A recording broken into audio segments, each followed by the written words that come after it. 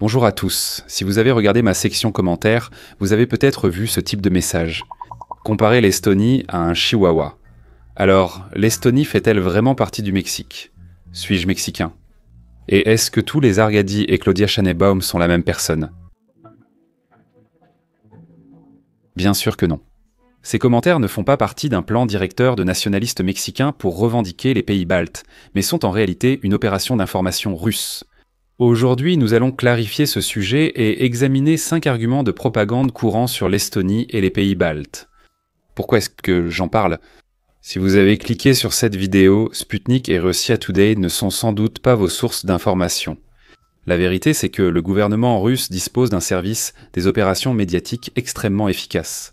Il est très probable que non seulement vous soyez tombé dans le piège de la propagande russe, mais que moi aussi, j'ai partagé à un moment donné de la propagande russe sans m'en rendre compte.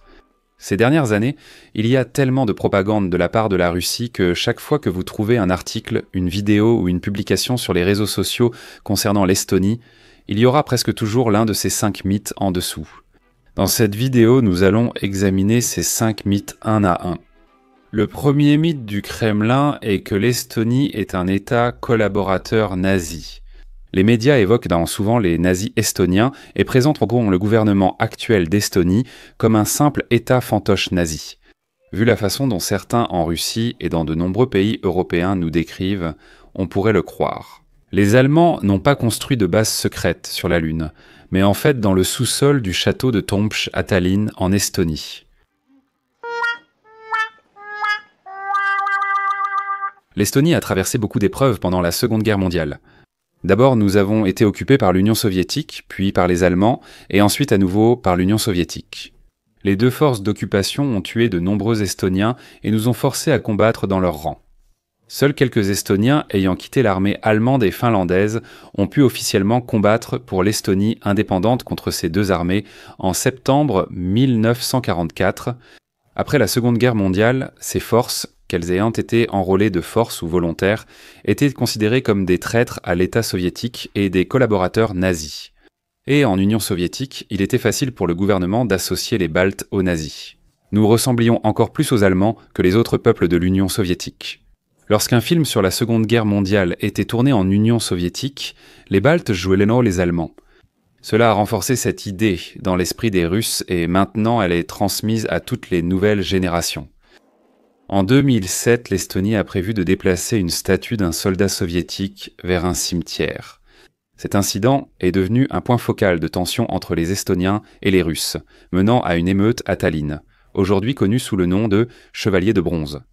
Cette émeute a été orchestrée par les forces spéciales russes et le Kremlin. Le FSP s'en sont suivis de nombreuses cyberattaques et de la propagande anti-estonienne. Et au centre de tout cela, le slogan ES Estonia. Tel était le message clair du gouvernement russe. Si vous dites que l'Union soviétique a occupé l'Estonie et ne l'a pas libérée, alors selon la logique russe, vous devez être un nazi. Cette tactique a débuté en Estonie et s'applique désormais en Ukraine. Mythe numéro 2 qui s'appelle la russophobie et l'oppression des russophones. Qualifier le gouvernement estonien de nazi sert aussi à promouvoir le second argument de la propagande russe. Les médias russes que les Dresdin dressent un tableau coloré des États baltes qui oppriment les citoyens russes, privant les Russes de leurs droits politiques et civils.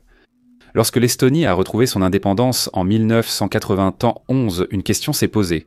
Que faire de ces personnes qui avaient été amenées dans le pays par l'État soviétique pour remplacer la population estonienne déportée? Il a été décidé que les personnes envoyées légalement en Estonie occupée devraient demander la citoyenneté. En tant que non-citoyens, ils ne pouvaient voter qu'aux élections locales et accéder à certains emplois publics. Pour le gouvernement russe, cela relèverait apparemment des nazis. Pour moi, c'est juste étrange. Je ne pourrais pas aller en Russie ni voter aux élections, et même les Russes ne peuvent pas vraiment voter là-bas. Ce n'est pas une situation normale dans presque aucun pays. Alors pourquoi cela le serait-il? Dans les pays baltes, il existe un système pour obtenir la citoyenneté, et beaucoup de personnes l'ont obtenu depuis le retour à l'indépendance. Parallèlement à cela, ils affirment aussi que les Russes d'Estonie préféreraient largement vivre dans la Fédération de Russie, et qu'ils regrettent le bon vieux temps soviétique. Ne vous y trompez pas, cela fait partie de la stratégie russe depuis longtemps. D'abord, vous affirmez qu'un autre pays opprime votre peuple. Ensuite, vous dites que ces personnes préféreraient faire partie de la Russie. Et enfin, vous envahissez exactement comme ils l'ont fait en Moldavie, en Géorgie et en Ukraine. C'est toujours la même stratégie. Notre peuple est opprimé. Ensuite, ils veulent rejoindre la mère patrie et, sans surprise, les chars arrivent. Arrive alors le troisième mythe de la propagande russe, appelé marionnette de l'Occident ou pion de l'OTAN. De nombreux débats russes évoquent l'élargissement de l'OTAN, affirmant que les États-Unis ou l'OTAN auraient envahi l'Estonie. Le gouvernement russe prétend parfois que l'Estonie n'est qu'un État fantoche. Pour la CIA ou n'importe quelle théorie du complot de type Illuminati mondial qui est actuellement la plus populaire. L'élargissement de l'OTAN est un mensonge, c'est une alliance. L'OTAN n'a pas étendu à l'Estonie, c'est elle qui a rejoint l'organisation. Pour la Russie, il est bien sûr très difficile d'imaginer que l'on puisse avoir des alliés sans les menacer pour les soumettre. Si la Russie était un enfant, il serait celui qui apporte une arme à la maternelle juste pour que personne n'ose refuser d'être son ami. Parler de savoir si l'OTAN a promis ou non de s'étendre aux pays baltes et à l'Europe de l'Est n'est utile que pour les Russes. C'est comme ça qu'ils vous font oublier que c'était notre décision de rejoindre l'OTAN et que nous sommes membres de l'OTAN, pas seulement des hôtes de leur base. De la même manière qu'ils affirment que le Maïdan était une opération de la CIA, ils prétendent aussi que les gouvernements même des pays baltes ne sont que des marionnettes des autres. C'est toujours plus facile de blâmer une grande théorie du complot que d'admettre ses propres fautes.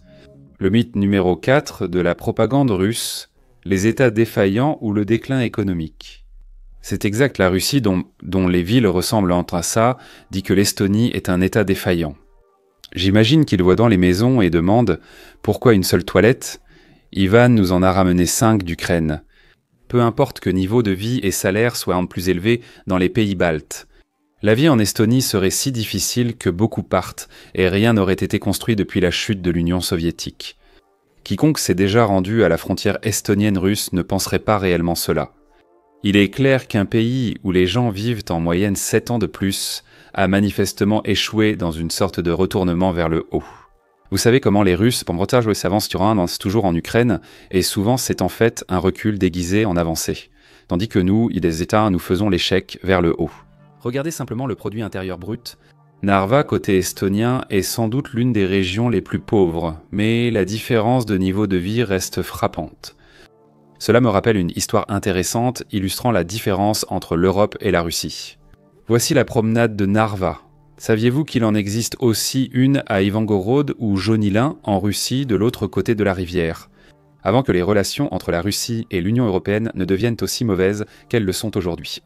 Dans les années 2010, l'Union européenne a financé un projet de solidarité entre Narva et Ivangorod.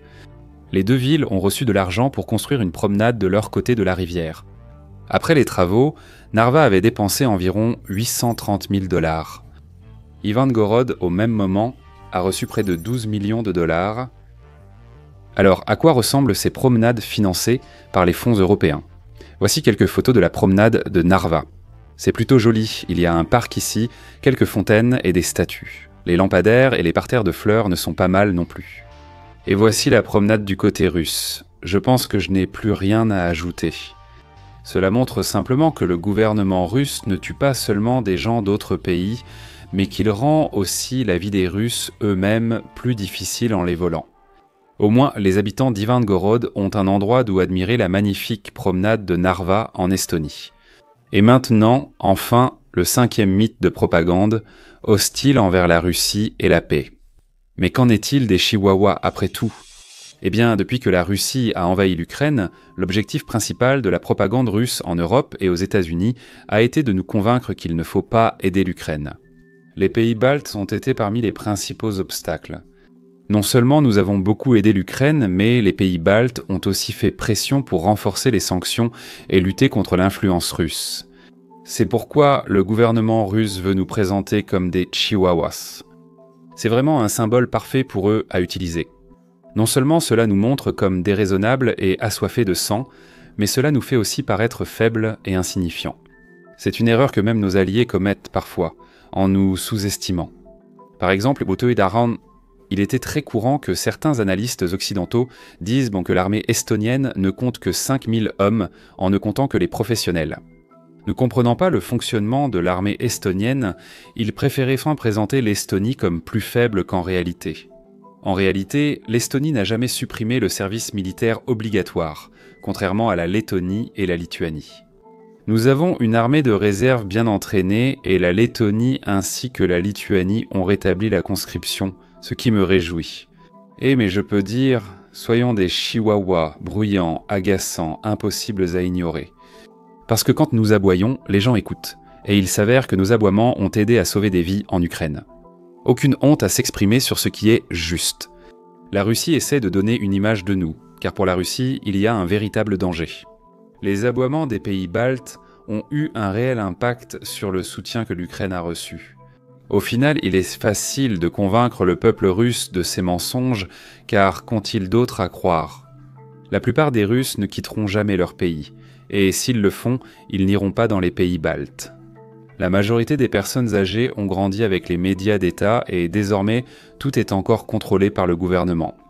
La plupart de ces arguments existent sous une forme ou une autre depuis des décennies. Mais ce n'est pas seulement un problème de la Russie. La propagande russe vise aussi bien les Russes que les Occidentaux. Ces messages sont aussi diffusés et répétés par des journaux, organisations et universitaires en Italie et en Espagne. Nombre d'entre eux sont financés par la Russie, mais beaucoup croient aussi réellement à ces mensonges. Il est donc essentiel d'apprendre à les reconnaître et à les dénoncer. Alors la prochaine fois que vous entendez dire que l'Estonie est une marionnette nazie sans économie, demandez-vous qui profite de ce récit. Et peut-être aboyez un peu plus fort. Merci d'avoir regardé mes amis, et si vous avez cliqué sur cette vidéo, alors j'en suis vraiment heureux. Vous n'êtes pas dans la sphère d'influence russe, mais vous êtes en train de la briser. Nous pouvons le faire ensemble. Prochaine vidéo samedi prochain, Slavo Cleaner, au revoir.